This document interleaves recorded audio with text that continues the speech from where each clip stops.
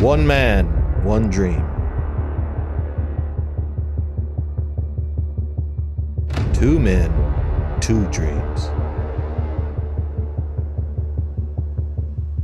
Two men, one dream. One place for all your guitar needs. SoGlo Guitar Gallery and SoGlo Custom Guitars at 509 Glouch. SoGlo Guitar Gallery and SoGlo Custom Guitars at 509 Gloucester Street in Brunswick, Georgia has everything. Electric guitars, acoustic guitars, bass guitars, amplifiers, hand-built custom guitars and amps, strings, pedals, and accessories, instrument repairs and guitar lessons, mics and mic stands, even drumsticks. Get 10% off your next purchase. Just say you saw it or heard it on Something in the Water. For the wants, the needs, the dreams of South Georgia and North Florida guitar players. SoGlo Guitar Gallery and SoGlo Custom Guitars. 509 Gloucester Street in downtown Brunswick, Georgia.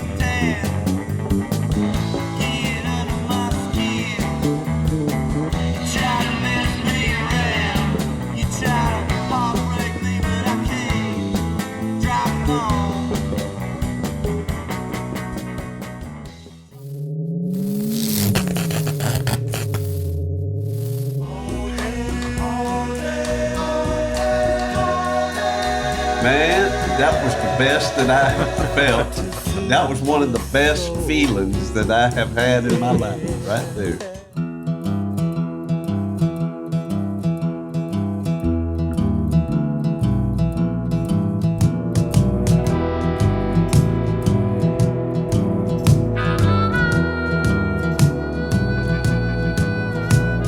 Something in the water taught me how to crawl. Something in the water taught me how to fall. Welcome to another episode of Something in the Water. I'm Sean Clark.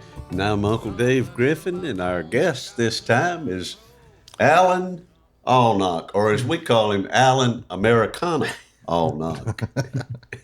And there's a reason for that. Good to have you, buddy. Thanks, Dave. Good to be here. As you'll notice, folks, this is kind of a different background for Something in the Water, and we thought we'd have a cup of coffee, and we just had some biscuits, and we're cutting this at the young hour of the day. It's only about 9:30 in the morning, so musicians ain't used to that hour. Sean just had a gig last night too. But we welcome y'all. We welcome Alan in to the podcast. So how's it going, Al? It's going well. Glad to be here. I listen to you guys frequently on the podcast, and Dave and I were just chatting about getting together and shooting the breeze sometime. And next thing I know, I've been invited to be a guest. Yeah, you don't mess around. You end up on a podcast. That's right. Well, and plus there is a relevant tie here. Way back in 1973 or 4, I enrolled in the technical school here. I believe at that time it was just called Ware Tech. That's right. Simply Ware Tech, Ware Technical School. And over the years that has changed to Ware Vocational Technical School, and they added more buildings, and then it became Waycross Ware Tech. Then it became Okefenokee Tech, and now is it Coastal Pines? Coastal Pines now. Technical College. Technical College now. And way back in 73 or 74, I enrolled in an electronics course out there, and it was Alan's daddy who was the instructor of that course, Jerry Allnoch. And me and a buddy of mine went through that course, and I almost graduated. But that's a story for later on in the podcast.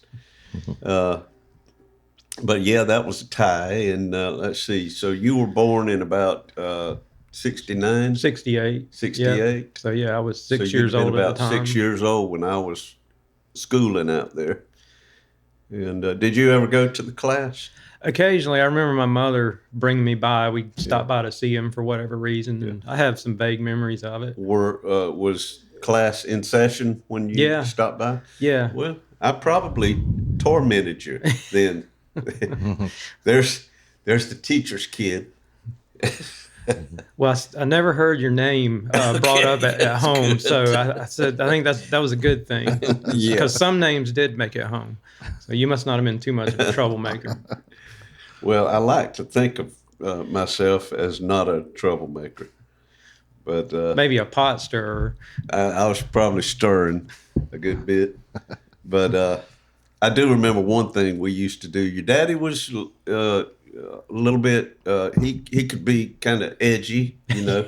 Yeah. A little bit, you know. High strung. High strung. There you go. And he'd get over there pouring down on them books and stuff at his desk. Every now and then we'd get one of our textbooks and open it up about middle ways and then just slam it shut real loud like that. Of course, you're in an electronics class where there's electricity going on and all. It sounded like a explosion or a boom, you know. That's a story I've never heard. What was that? What was that? I can see it though. You know, old silly stuff. You know, by that time, I was in '74. I would have been 21. So boys being boys.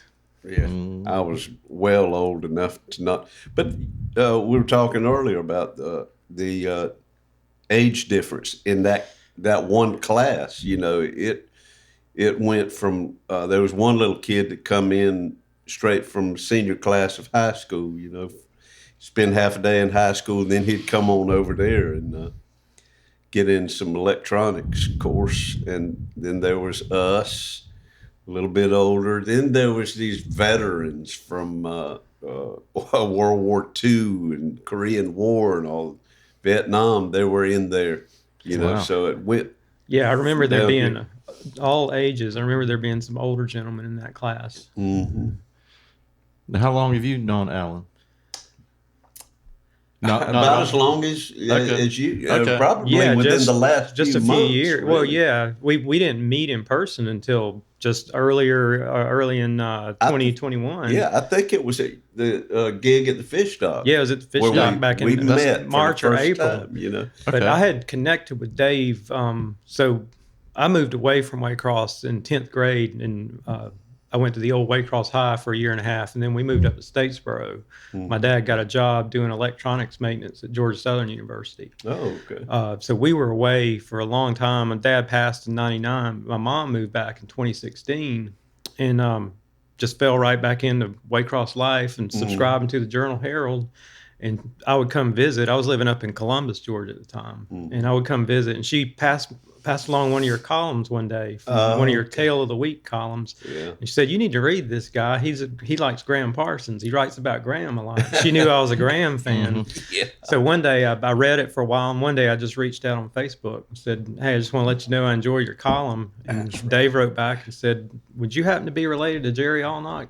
He was my electronics instructor." So we began a Facebook friendship. Right. That's right. Finally got to meet. Then we met face to face due to another friend of ours, That's right, Blake and Cindy McIntyre. Yep.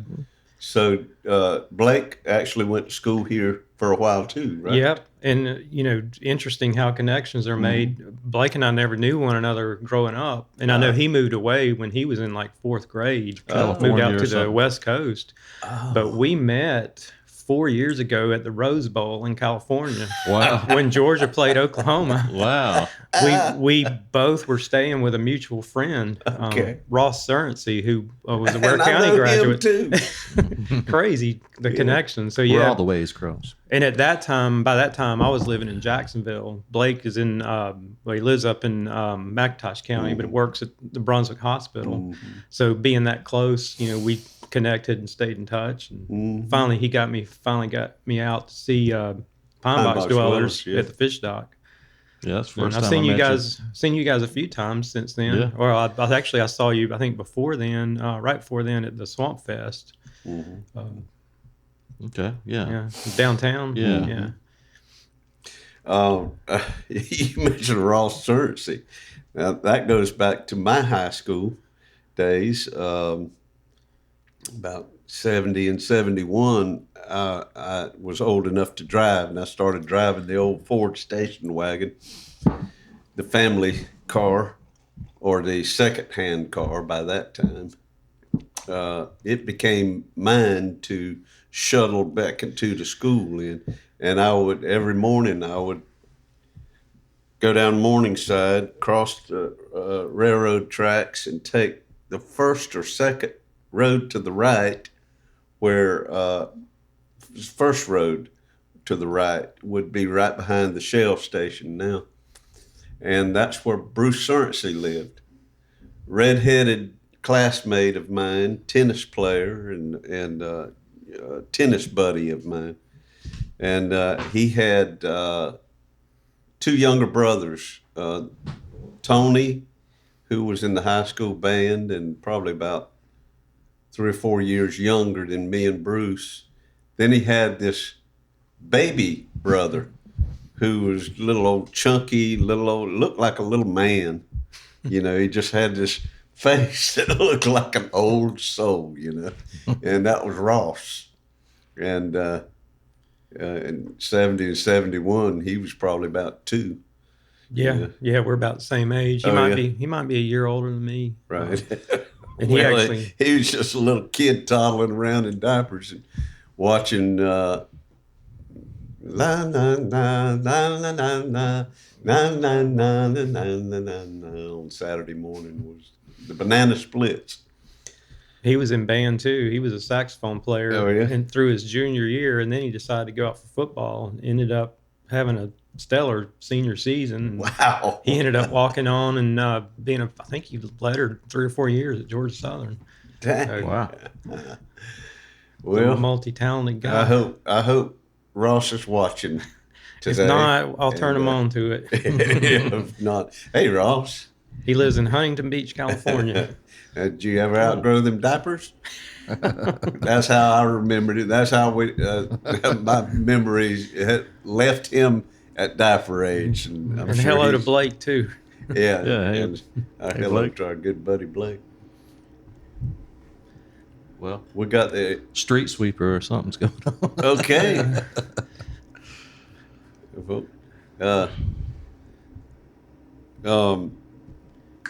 Doggone, that street sweeper just interrupted my train of thoughts. Just Yeah. swept your thoughts away. But anyhow, You're a photographer. I am. Yep. Background's in journalism, print journalism, but I was working at Callaway Gardens Resort up in West Georgia about 8 or 10 years ago, and just started dabbling in photography, something I'd always wanted to start, just as a hobby. And then people started offering to pay me for it. So I'm like, well, this might be a new career. Yeah. So, I'm in the process of, I started a photography business 3 years ago when I moved to Jacksonville, doing real estate and commercial photography, and moved here at Waycross back home back in September of 2021.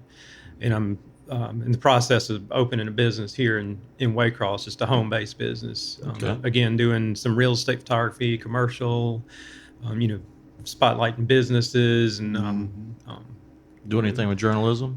doing a little bit of that too. Still doing some freelance writing.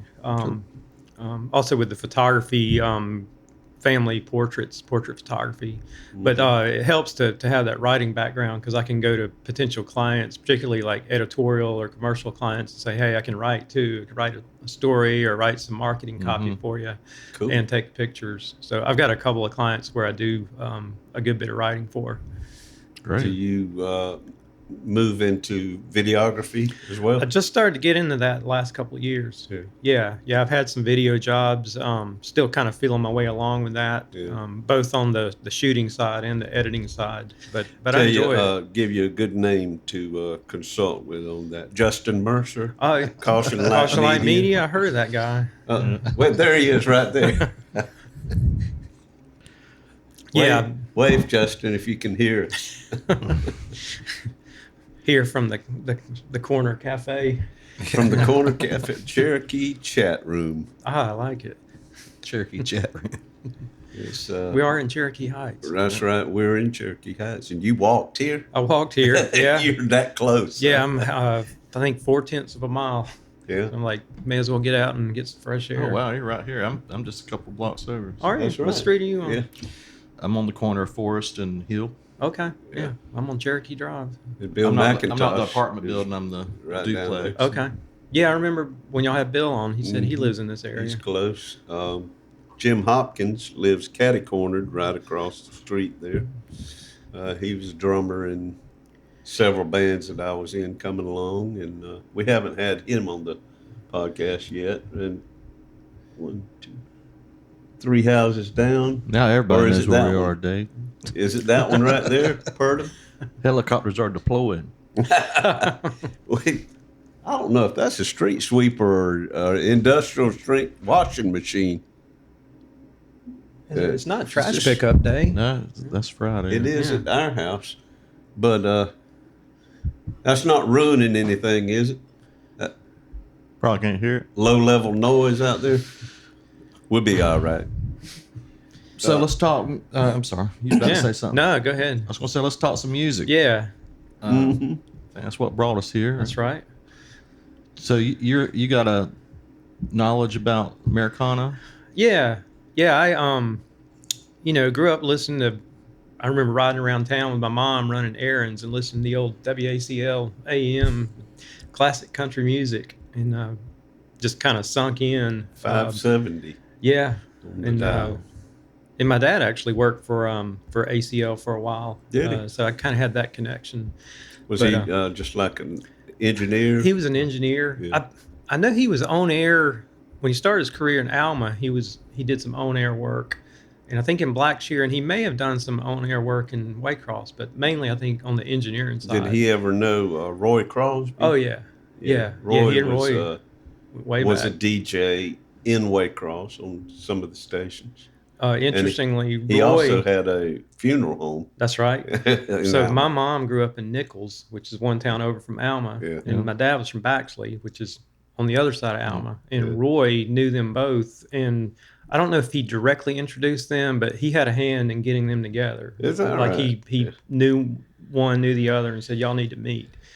So That was one of the first studios that I ever recorded at was at Roy Crosby's studio in Alma, which was located in the back of the funeral home. And so, occasionally Roy would be in there doing a session, with us. He'd have a tie on and everything. He'd pick his jacket up, throw it on. He says, "Hold on just a second, guys. I got to go up here and console the family."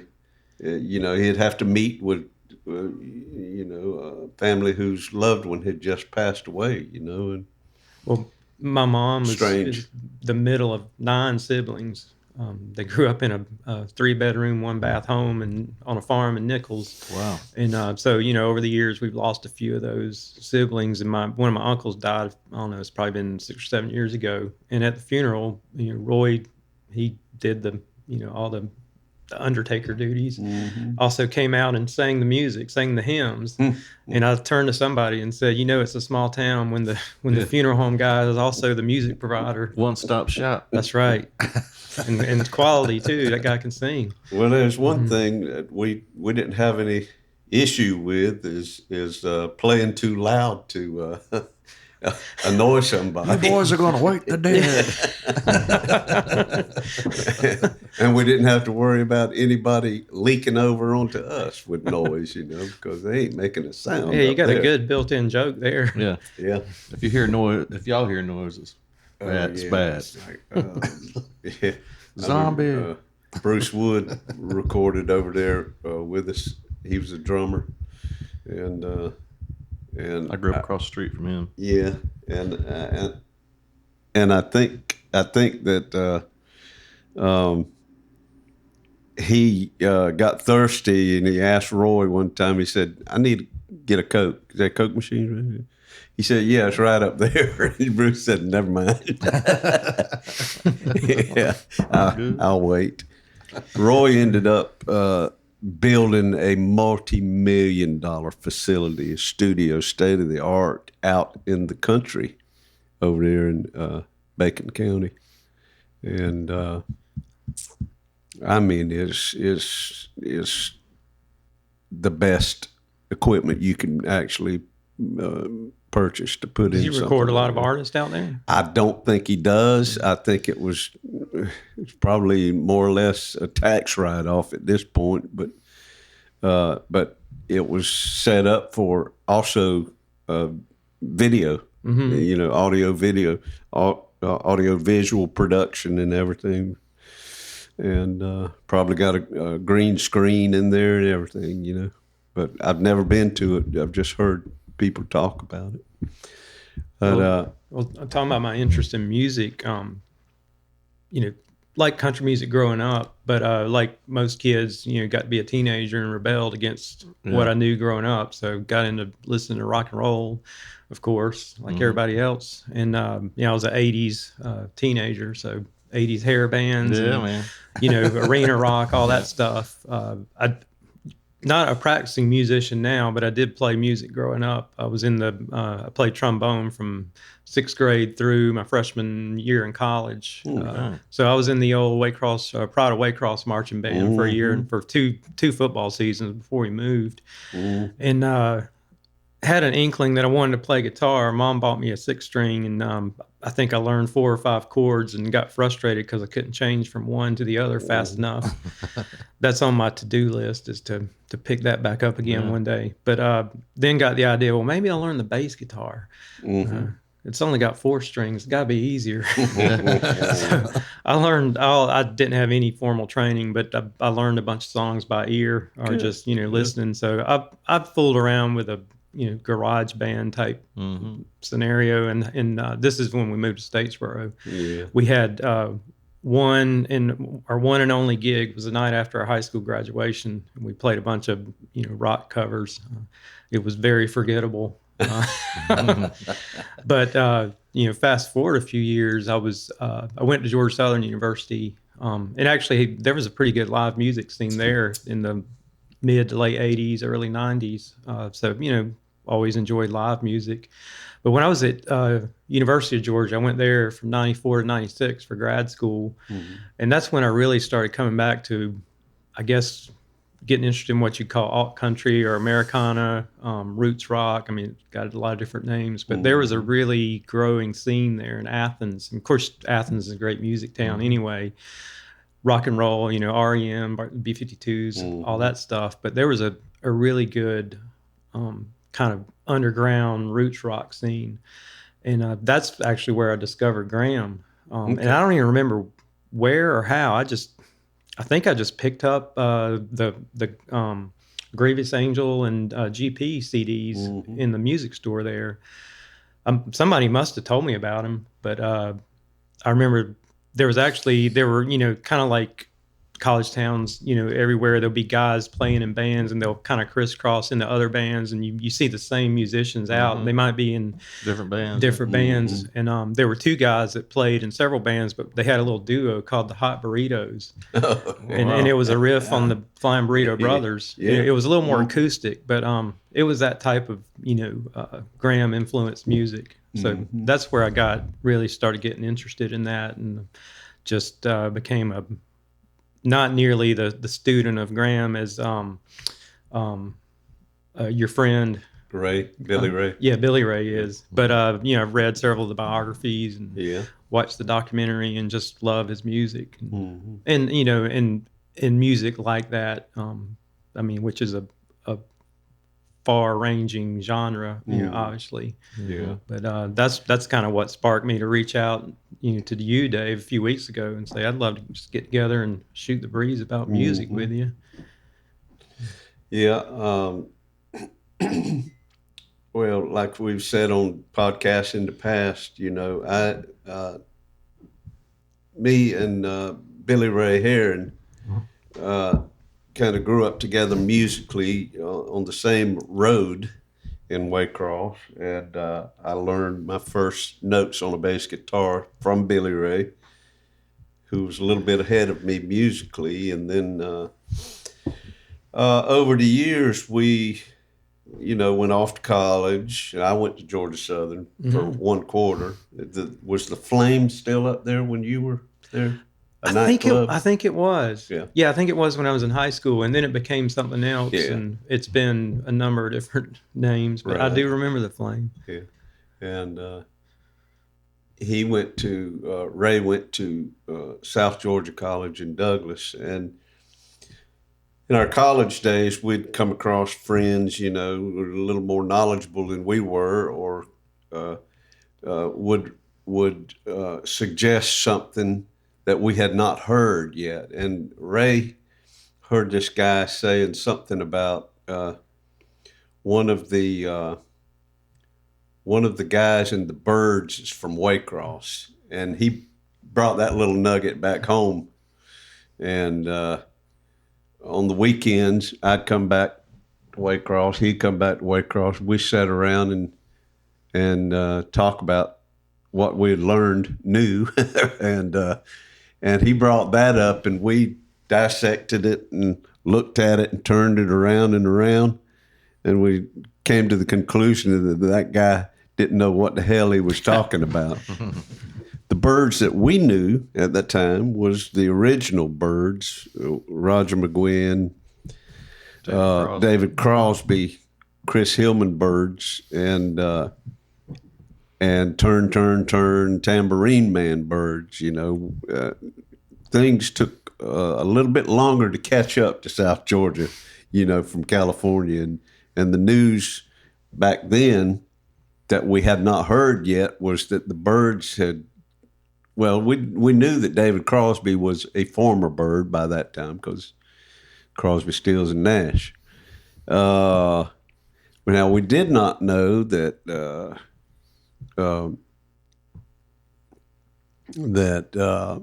Gene Clark had quit the Byrds, and they had gone through some changes and everything, and they were down to a trio and looking for somebody to fill Crosby's shoes in probably about 69 or so.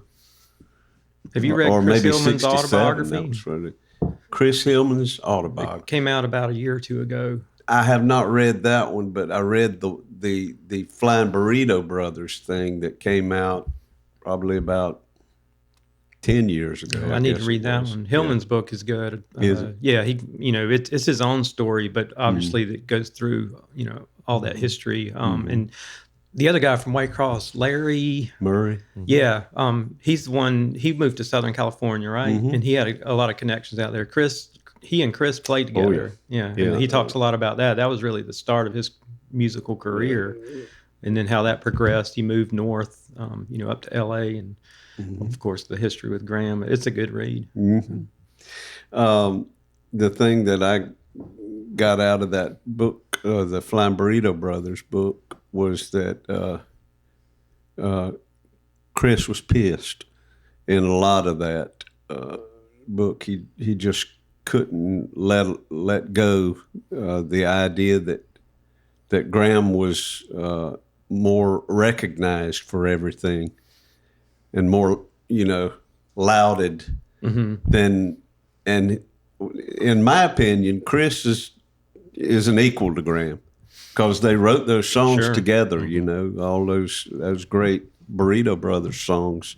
I think by the time he wrote this book, he had let go of that. He had, from what I've read. It was from more. Other folks. He did talk about Graham's, just kind of lack of professionalism, and that's what irritated him. Was he wanted to make a career, and Graham was more of a seat of the pants kind of guy. But he had good things to say. I mean, it was he acknowledged it was a special relationship and they had their differences. But I was at Magnolia Fest, which they don't have anymore down in Live Oak. I can't remember what year this was, but it's probably 15 years ago. And I was working with there's a guy, if you ever went to any of those festivals, that has this covered wagon and half of it lifts up and he prints T-shirts right there. I was I'd met him out at Twin Oaks here, Twin Oaks Park, and ended up working with him since I had worked screen printing before. So like we're like side stage, I'm printing shirts, watching, and Roger McGuinn was on the bill, and he comes out just acoustic, and I think he played for a little bit, and then he introduced Chris Hillman, who nobody knew was there. Boy. And Chris comes out, and they're both sitting on stools, and they're like, "Let's play some songs by our old friend who was from around these parts." And they played a bunch of Graham stuff that they had done together and whatever. And people didn't know they were going to see them together. No, That's amazing. And that was about when? 2000 something? Yeah, something around there. Yeah. It was definitely pre 2002 because I didn't have a child yet, and I had him in 2002. So Okay. it might have been 98, 99. Yeah. That's such a treat when you get an unexpected guest like that. Yeah. I saw Emmylou in Savannah. It's probably been 20 years or so. Savannah Music Festival, and she was in the big Johnny Mercer Theater, and she surprised everybody and brought Bela Fleck on, and he was getting ready to play a show around the corner at another venue, and she said, we're just gonna have a song or two from a good friend of mine. That's cool. It's so cool. Yeah, I've seen Bela Fleck before at Midtown Festival in Atlanta. They were great. You guys mentioned, I forget which podcast it was, but somebody talked about having seen Vassar Clements. I had, yeah. And one of y'all kind of lamented that you never got to saw him, I think. Or maybe it was the guest you had that never got to see him. It was probably our guest because we've both seen him. Probably Micah. I think it was her. Yeah, because he probably died before. She's She's young. But I saw him at one of the most unusual places, at a Barnes and Noble on Hilton Head Island. Wow. And there was when I lived on Hilton Head. Well, I worked on Hilton Head for 8 years. I lived in the little town next door in Bluffton most of that time. But there was a band from Bluffton. They were a bluegrass band. They called themselves Low Country Boil, just a bunch of local guys. And, they would play clubs and restaurants and whatnot. And they had recorded, self-published a CD and gotten Vassar to play on a song. Cool. And then they did a CD release party at the Barnes and Noble and somehow got him to come. Wow. And I saw it in the paper. I'm like, that guy's a legend. He's coming to the Barnes and Noble. There's a little coffee cafe there. So I got to see Vassar. It wasn't long. It was just a few years before he died. Yeah. I love that story Incredible. of when he was playing with all Old and in the Way. And they were riding on a tour bus, I guess, and I guess they were in California or somewhere, but there was a big billboard of Grateful Dead with Jerry's face on it, and he's like, "That looks like you." He's like, he had no idea What he was a part of. Yeah, like he didn't. He's like, "I just thought you played banjo with us." Okay. I didn't know you were in a rock band. That's awesome. Well, it just goes to show you how humble Jerry Garcia was in life. He didn't go around tooting his horn a whole lot. You just expect people to know that. Who's what's the best concert you've ever been to, or That's a good question. in your mind, who's your most favorite artist that you got to see? Well, this goes a little beyond the Americana genre, but one of the best shows and the best sounding shows I ever went to was the Allman Brothers Band. And that was in summer '94 at Lakewood Amphitheater. And they were kind of on the, on their comeback when, Warren Haynes had been with them for a few years, and they sounded amazing. I wish I'd gotten to see them more than that. That was the only time I ever got to see them. But that there's actually that connection from them to Derek Trucks and being from Jacksonville. Mm-hmm. That's when he was a little teenager.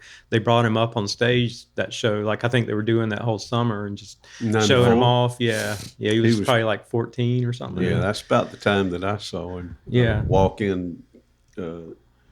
What was the name of it? Apple Jacks or whatever the name of that little San Marco club is down there. Jackrabbits. Jackrabbits. That's in Jacksonville. Yeah.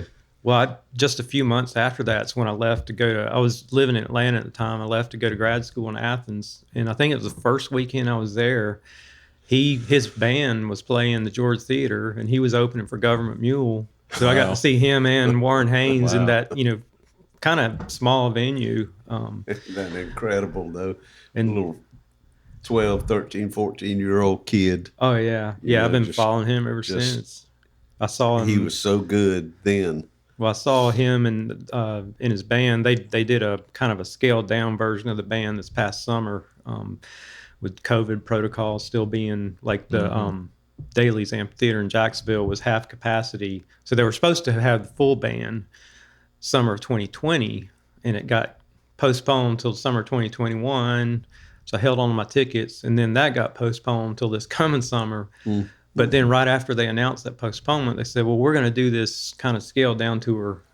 So we're going to schedule some new dates. So I saw them at that show. It was like 6 members of the band rather than 12. Yeah. But I got tickets to see them in June with the full band. And I think in any capacity, seeing him and him play and Susan too. I mean, her voice, and I didn't realize what a guitar picker she is. Yeah. She can play. I've seen them down in Live Oak too. It's really good. So 94, did you ever come across All Good? Oh yeah. There's a Waycross connection there. Two of the guys. A couple of the guys. Yeah. John Carter and I saw them at Lakewood Charlie. Amphitheater myself. They opened up for Neil Young concert that I was at. Yeah, I saw them going back to when I was still in Statesboro. I saw them there, and then a number of times in Athens. And actually, in 2011, when I went to work at Callaway Gardens, we had a music festival the first year I was there, one and only Harvest Moon Festival. The Harvest Moon Festival. It was a good idea that was just kind of poorly timed because it was in the middle of college football season. And we didn't get the attendance that we'd hoped for. But as my marketing director said, well, it's going to be a heck of a party. So we brought in an outside promoter from Nashville. He kind of overextended himself and he booked too many bands, but they were all good bands. We had I think we had like 22 groups over 3 days. And All Good was one of them. They had, apparently they reunite on occasion. And we had them. We had one of the best acts, John Hyatt, who's always been a favorite songwriter of mine. Yeah. And had the B-52s. They were the Friday night opening act. Cool. What year again? This was 2011, fall of 2011. Cool. Sean Mullins, Sean Colvin were both there. I've ran sound for Sean Mullins one time. Yeah. There's mainly Georgia artists at that thing, sounds like, or a lot of them. Yeah, a lot of them were. We had throwback to the 90s, the Gin Blossoms. Remember them? Yep. They headlined the other night. I was bummed about missing. I didn't get to see a lot of John Hyatt because employees were required to kind of volunteer some hours. So I was they had the big circus tent there on the lake, and that's where we had. I did get to see Sean Colvin. She played in the tent that night. It's kind of a more intimate setup. But Hyatt was out on the main stage by the lake. I was inside pouring beer for a bunch of attendees who were more interested in the football games on the big screen than they were in Sean Colvin. I felt sorry for that poor woman. It's hard to compete with football. I mean, it was Auburn on one TV and Georgia on another one. But you find that playing out, or we do all the time, be in a little sports bar or something, restaurant, and there will be big screen televisions going on, and with the sound down, and you'll be sitting there giving it your best, and people would be responding to whatever's going on that no volume screen football game, and there'll be all of a sudden sometimes it'll time out to where you finish a song and you'll hear this, yeah, and then you start to say thank you. I've caught myself saying, and then realize, oh, hell, I say thank you just to be funny. Thank you. Appreciate it. Yeah. Give him Elvis, thank you. Like your mama. Thank you very much.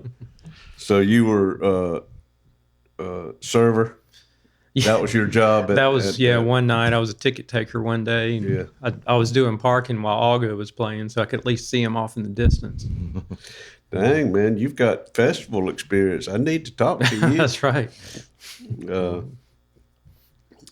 Seriously. Oh, yeah, I'd love to be involved. Yeah.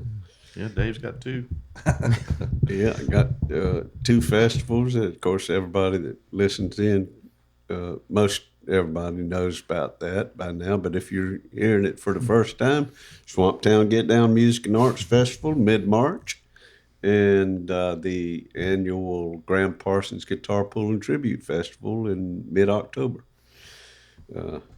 You can look them both up online at gpgpfest.com or stgdfest.com. Take you both to the same place. It's a good time. Good times. Well, y'all want to take a little short break right now, and we will be right back with our guest, Alan Americana Allnoch. Something in my brain won't let me stray. Something in my veins gonna find its way. Something in the water taught me how to pray.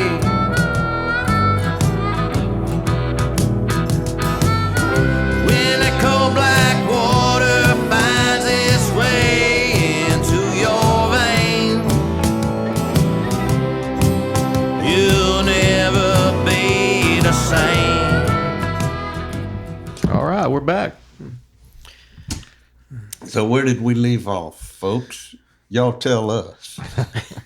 I don't know. We rambled quite a bit. We don't know. Something in the rambling. We were talking about music, and I can't remember where we left off. What was the podcast you were talking about? Yeah, I wondered if you guys had heard of Robert Earl Keen's podcast. No. It's actually called the Americana Music Podcast. Wow. And I stumbled across it sometime last year. He hasn't done one lately, but I think he did a year-in episode. But basically, it's something similar to this. He's got a studio. I don't know if it's a video version because I always listen to it, but he does an in-studio version where he has a guest. And sometimes he does a live version where he'll meet up with somebody on stage, like maybe at intermission of a concert or something. But in either case, they go deep into the craft of songwriting. Okay. You guys would love it, being songwriters. And he has some really interesting guests. And they talk about, he always asks them to define Americana music because it's so hard to define. It's like, what is your definition of it? And they do a kind of a neat thing at the end. He brings up the Hammond B3 organ. He says, we here at the Americana Music Podcast feel like the B3 is not named very colorfully. Like, what would you name it if you could rename it? So you get some interesting answers there. But he's had some people that y'all listen to, I'm sure. Actually, he's had Elizabeth Cook on there. Yeah. Cool. Semi-local girl. Mm-hmm. One of the most interesting anecdotes. You guys familiar with Drew Holcomb? He's kind of a folk singer. He and his wife are both recording artists. Really good. I think you consider him Americana. I mean, Drew Holcomb and the Neighbors is the band's name. They're based in Nashville. And he was doing one of these on-stage interviews with Drew, and he said, I think the question was something to the effect of, what's the best advice you ever got? And he's like, well, I don't know if this is the best advice, but he got to meet with Guy Clark one time. Wow. Texas legendary songwriter. Yeah. And he said he asked Guy, he's like, I was alone with Guy. I was like, I got to ask him this. He said, Guy, who are your influences? Who do you listen to? He said Guy Clark was rolling a cigarette. And he said he waited a few seconds. He finished rolling the cigarette, didn't even look up. And then when he was finished, he said, "Me." It's like, and I thought, that's probably no other answer. Like, if you're Guy Clark, who else would you listen to? Yeah. And that's some of the music I like is the Texas singer-songwriters too. Towns Van Zandt. Oh my gosh, yeah. And Robert Earl Keen himself. Robert Earl Keen. He did, was it Road Goes On. Cherokee Bingo or Choctaw Bingo? No, that's James McMurtry. James He's another McMurtry. good Texas artist. James McMurtry wrote that song. Okay, yeah. Yeah, it was Robert Earl Keen. That's right. Goes Robert Earl On. King wrote Road Goes On Forever Party. Yeah. Road Goes On, yeah. Which, and my favorite version of that is by Joe Ely. Yeah. It's another good Texas Joe song. Ely. Yeah. I mean, that's a whole genre of music right there. Flatlanders. Yeah, Flatlanders. Jimmy Dale Gilmore. Who appears in The Big Lebowski. Yeah, Smokey. Smokey. Over the line, Smokey. That goes back to Texas, a big state, naturally, and it's going to have a lot of musicians and famous songwriters and musicians to come out of there. But Georgia has held its weight pretty no good. doubt. I think, and this is my opinion now, Georgia, cross section of music that has come out of this state is maybe more so than the other ones. Very diverse. Very diverse. Now, Texas, okay, but I don't see the rhythm and blues and soul thing deep in the heart of Texas as There's it blues. was. Yeah, but you talking about James Brown, Ray Charles, Little Richard, Otis Redding, right there. That's Mount Rushmore. Little Richard was the king of rock and roll. Then you had Otis Redding, soul, James Brown, soul, funk, and then Ray Charles, just pure old. Oh man. And the blues influence of the Allman Brothers. Yeah. Yeah, then you had that And then, going on. of course, the other bands that, of Allman that Brothers, era. Marshall Tucker, Yeah. Wet Willie, all of Capricorn that, Records, Capricorn Atlanta stuff. Rhythm Section. And then you got the Atlanta Rhythm Section. You got the pop end of it with Joe South, Billy Joe Royal, And the Athens B-52s, scene. B-52s, REM. Graham Parsons. And you got the country edge, Alan Jackson, the modern people, and then Luke you got Bryan. way back. Then you go way back to bluegrass, Gid Tanner and the Skillet Lickers. Yep. And Gid Tanner, I believe, was Levi Lowry's great-great-granddaddy or something like that, right? Yeah. Levi Lowry, a great fiddler from Decula, Georgia. Who played with Zach Brown a little bit. And co-wrote Colder Weather with the Zach Brown band. I didn't know that. Good buddy of ours. I think he pretty much wrote it, and then he gave it to them. We co-wrote a song with Levi in my living room. Sean and I did. Yeah. Levi and Fester Haygood had come down from North Georgia, and they spent the night over at our house, and so we had a get-together. I think that might have been the night that Justin and Carried On came over to shoot some videos, too. Yeah, I got there, but I think I was coming from a gig, and they were wrapping up video and some stuff with them. But when you got there, then Jason Chancey was there. So it was the five of us at that point. And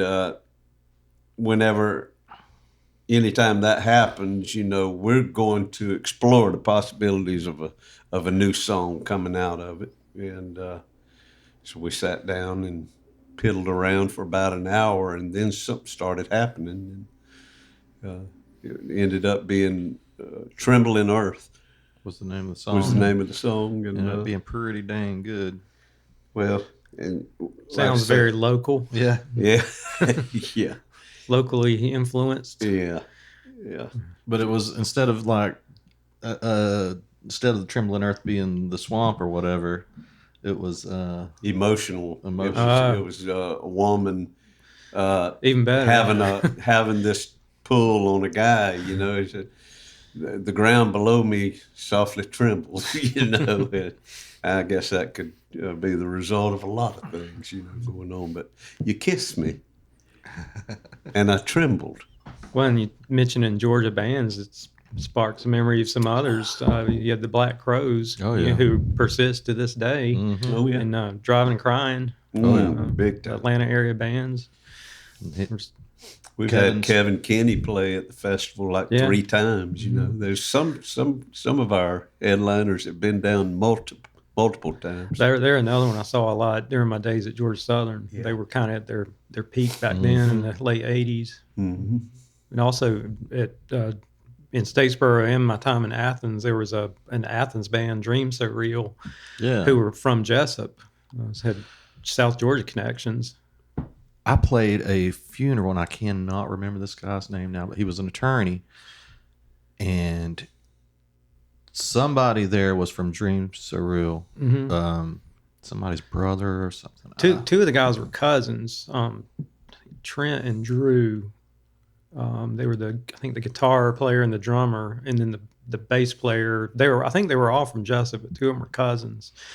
And I used to see them, you know, like I say, in both towns. They were touring a lot around that time that All Good was touring and getting big. I mean, they were kind of on the brink of, you know, I think they did 3 CD releases, kind of power pop, really good harmonies. I not too long ago went on iTunes and found all 3 of those releases and downloaded them, like reliving my soundtrack of my college years. Yeah. What's the guy's cousin?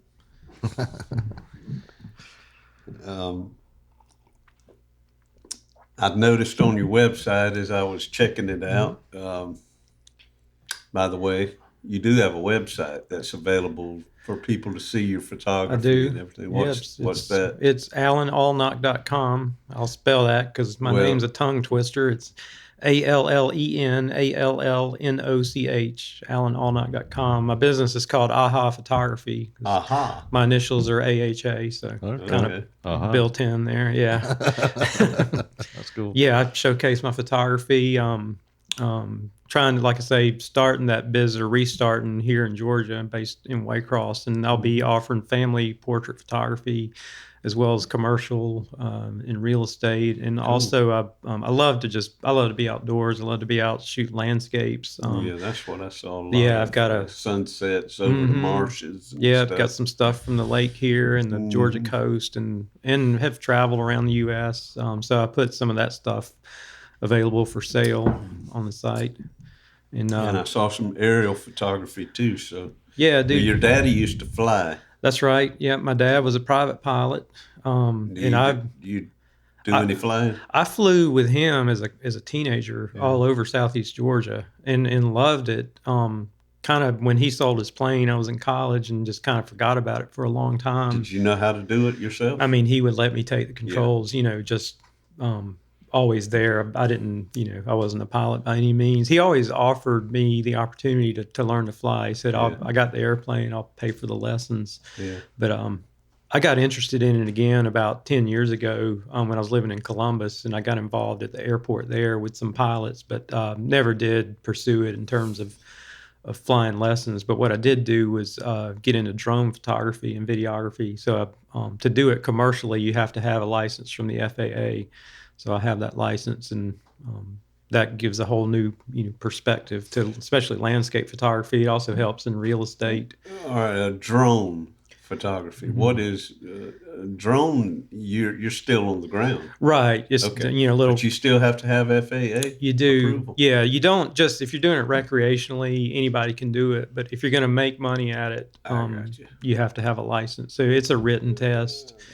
You basically need to know the rules of airspace and where you can and can't fly. You're flying the drone, right? And you've got to keep that drone out of harm's way. That's right. You can't be out of Area 51. That's right. It gets dicier in more congested areas, or where there's like controlled airports. Like Jacksonville has several controlled airports. So there's some limitations on where you can and can't fly. How high can a drone go? Legally, 400 feet. Physically, it'll go higher.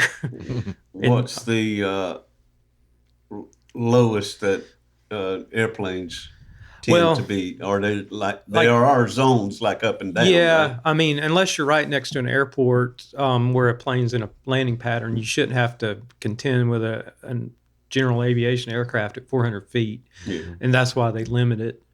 But I know there's yahoos out there without certification who are just doing whatever they want to. They give us commercial pilots a bad name. I remember when we last year, 2021, we took a trip up to Mount Airy in North Carolina to the Mayberry Day Festival, and while we were gone, some yahoo landed an airplane upside. It got caught in the. I mean, he must have been going straight down, and it got snagged on a power line. He was hanging right there, and it was almost like just about the nose to hit the ground. The one that happened here? Yeah. It was just he was flying from had come from somewhere down in Florida. That's right. Yeah. And all of a sudden he dropped off the radar, or was dropping off the radar. But he was they were saying he was unconscious for a little bit there. I think that was last fall. That was not long after I moved here. I remember I think I saw it on Facebook. Yeah, I saw the picture on Facebook. And I was like, wow. And he was up there for several hours. Yeah, just hanging there. While they extricated hanging by the tail from a power line. And I think he was actually inbound for this airport, maybe. I think he was planning on stopping here anyway, but then his engine gave out before he got here. He's probably gliding down, and then that caught or something. I think that happened, yeah. He was trying to make it to the airport because it happened not far from there. Yeah, it was close, It was right there off of Albany.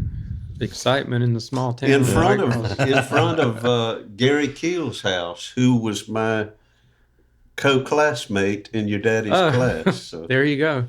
So that's a good segue right there. We'll go into now. It's time for a tale of the week from Uncle Dave Griffin. That's me, and it goes a little bit like this. Sweetbriar, the first country rock band in Waycross, Georgia, faded in the first few months of 1975. Billy Ray Heron and I had started the group in the summer of '74 and saw it through several personnel changes. Lead guitar and keyboard players were added, and drummers and bass players departed. By the spring of '75, veteran Blackshear drummer Bruce Wood was in the group, and Billy Ray Heron had left, leaving me to steer things forward. Bruce had been in one of Blackshear Georgia's early psychedelic bands, Midnight Sun, and provided stability, but I was having a difficult time managing the group.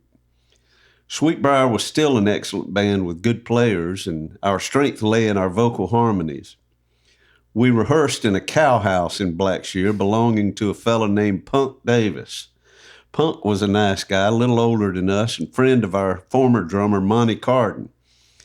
I remember he sang a little barbershop quartet in his spare time. One Sunday at a cow house rehearsal, the door opened and in walked Wayne and Ann Scarborough with Donnie and Sandy Kinney. Recognizing Wayne at once, we straightened up and sang as pretty as we could. Terry Wayne Scarborough was an elder statesman on the Waycross music scene. A graduate of Waycross High School in 1965, Wayne had played in the Royals and the Riots, local dance bands around Waycross, before heading off to the University of Georgia in Athens. Once there, he became a member of one of the foremost soul music bands in the Southeast, King David and the Slaves. Lead singer for the Slaves was Randall Bramlett, one of Georgia's most talented musical sons, who went on to play with Greg Allman, Bonnie Raitt, Steve Winwood, Cowboy, and Sea Level, while maintaining a stellar solo career. King David and the Slaves had the advantage of two quality lead vocalists in the group. The other was an Albany, Georgia native by the name of Eddie Middleton, who had success in the late 70s with a solo record on the Epic label. In 1981, he helped found the acclaimed contemporary Christian vocal band New Song. Wayne Scarborough headed back to Waycross after his college days with the Slaves and hired on as a late-night DJ at WAYX. He married Ann Watkins, a beautiful local girl, and wound up selling guitars at Harold's Music Store, located behind the Waycross City Auditorium. I bought my first guitar in the early 70s from Harold's, probably from Wayne. It was a Tempo acoustic guitar that was all of $50, but worth $1 million to me. Word had gotten around town and back to Wayne that there was a young band that could sing their asses off. So he, Ann, and another couple came out to the Cow House to listen. We passed the audition, and Wayne Scarborough became our new bass player, manager, and booking agent. Musically employed again, he bought himself a gorgeous Rickenbacker bass, and we started booking the band with a new name, Homegrown. Son of former Ware County Sheriff Robert Lee and his cousin Owen Lee opened a small bar on Reynolds Street in Waycross, called it the New Bar. It became our home away from home as we rehearsed and played there every weekend. In September of '75, Eddie Middleton was fronting a three-piece R&B outfit at the Inn Place, a Holiday Inn bar right next to I-75 in Valdosta, Georgia. His keyboard player had announced his resignation to take on a foreign ministry in South America, leaving Eddie scrambling to find a suitable replacement group. He called his old King David and the Slaves bandmate, Wayne Scarborough, and Wayne told him, "I got you, band." At the time, Homegrown's repertoire consisted mainly of Eagles, Doobie Brothers, Orleans, Allman Brothers, and a skin-tight medley ending with Spirits, "I Got a Line on You." I had listened to some R&B on the radio growing up, mostly Motown stuff, but I'd never played any, except for Dave Mason's version of Sam Cooke's Bring It On Home to Me. This young man was fixing to get an education. With our future employer's song list in our hands, we practiced weeknights at the New Bar, performed Friday and Saturday, and rehearsed with Middleton there on Sundays for about a month, learning Sly and the Family Stone's Hot Fun in the Summertime, Brooke Benton's Rainy Night in Georgia, and countless other soul classics. Finally, the end of October came.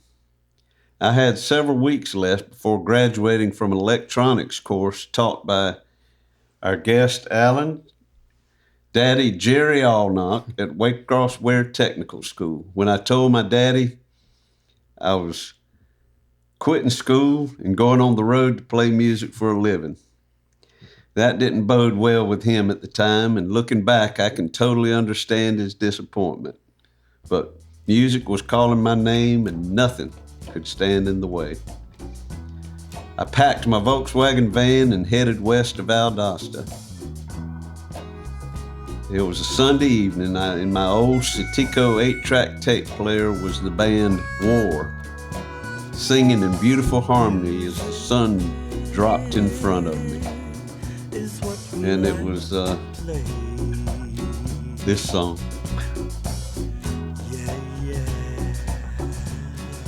That's a good one to leave town on. Oh my God. I was just coming into Valdosta. Well, look at y'all.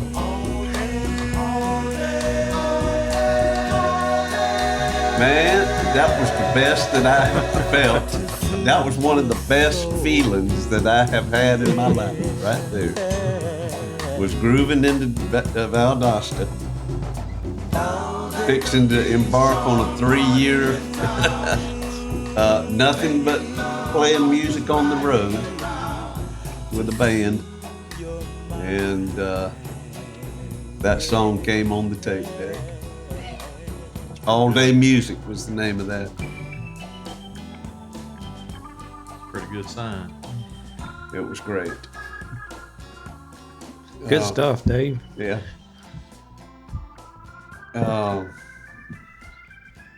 Your daddy Oh yeah, the other thing I wanted to bring up about your daddy was he also didn't he work for WXGA for a while, the TV station out in He did. Yeah.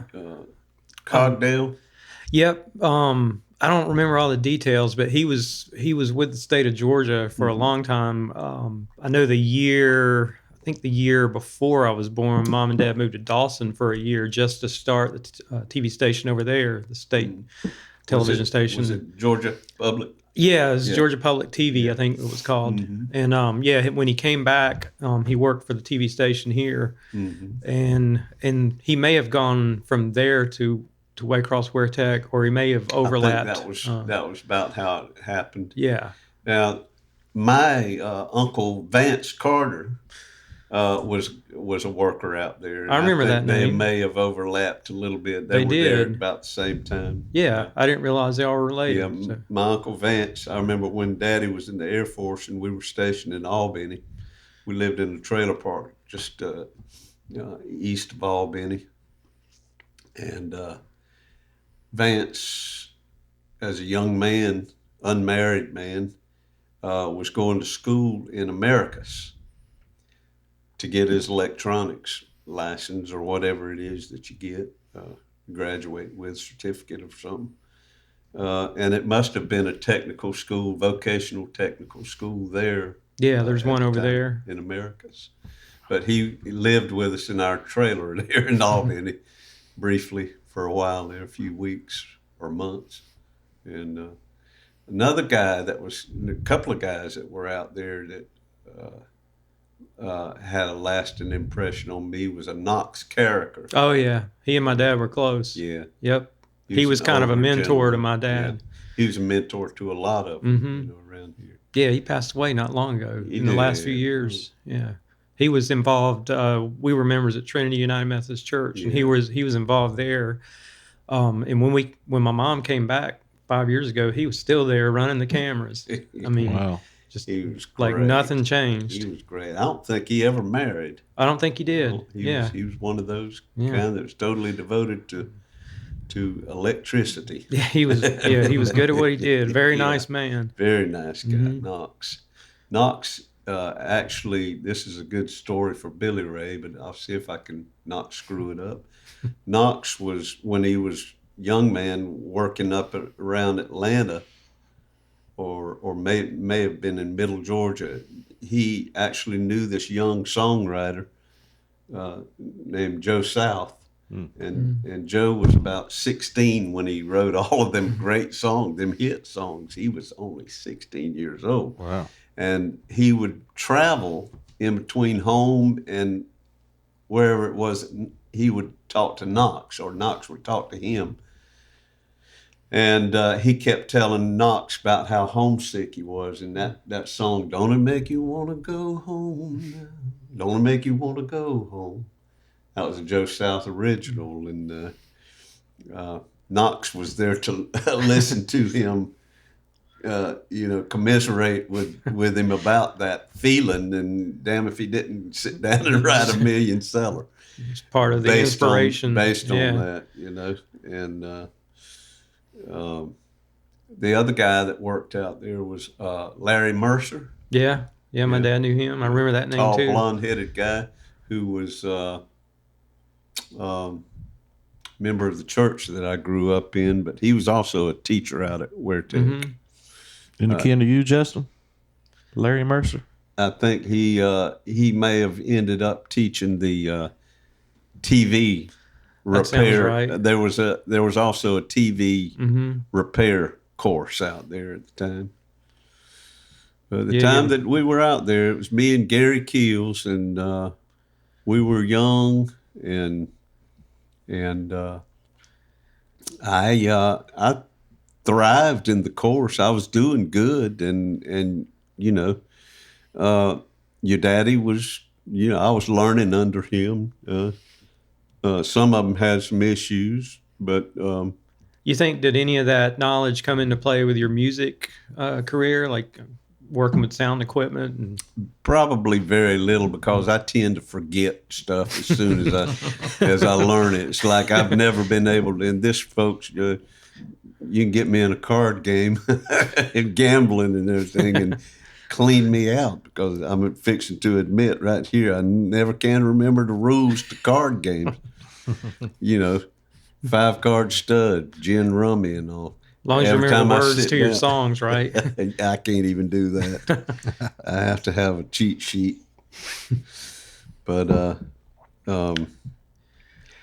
Gary and I, I learned a lot in that course. It was fun, and it takes me back. I can remember we were obliged to do a project at some point in there, and we could order kits of certain things out of a catalog, and I ordered a kind of like a strobe light of some kind. It was a square box, and it had 4 colors in it, and you built it, you wired it, the circuit board and everything, and that was my project. And music that I was listening to at the time back in those days was, and Sweetbriar, it was all wrapped up together. My schooling, the band was going on, and we were gigging and learning material, and all that was going on at the same time. So it was a rich time for me. I was 2 weeks away from graduating too. It was so close. I suppose I could have said, guys, come on, we need to just stretch it out just 2 weeks. Or maybe I could have gigged in Valdosta and commuted back into, because the drummer Bruce Wood was he had a job with Waycross Cable Company, and our keyboard player Ricky Alderman was in his senior year of high school, so they were both commuting every day. But I guess I just wanted to be a rock star. You had stars in your eyes. You said, heck with this. I've made it. I'm out of here. I'm on the Valdosta. Yeah. It all worked out, though. Yeah, my life had purpose. You look back on it. It's like Joe Walsh said, everything, when you're going through life, it can seem like one upheaval after one train wreck after another. It's like, why me, Lord? And then when you get about 68 years old like me, and you start looking back on it, like Joe Walsh said, he said, it looks like a finely crafted novel, a novel, that this was supposed to happen this way. It looks like perfect. He also said, life's been good to me so far. Yeah, that was a good tune. I'll take a Joe Walsh impression. Mm-hmm.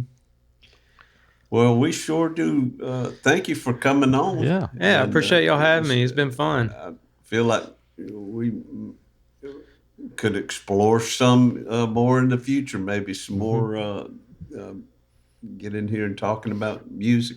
Yeah, I'd love to. A little deeper and everything. But I'm always listening and reading and just taking it all in. Mm-hmm.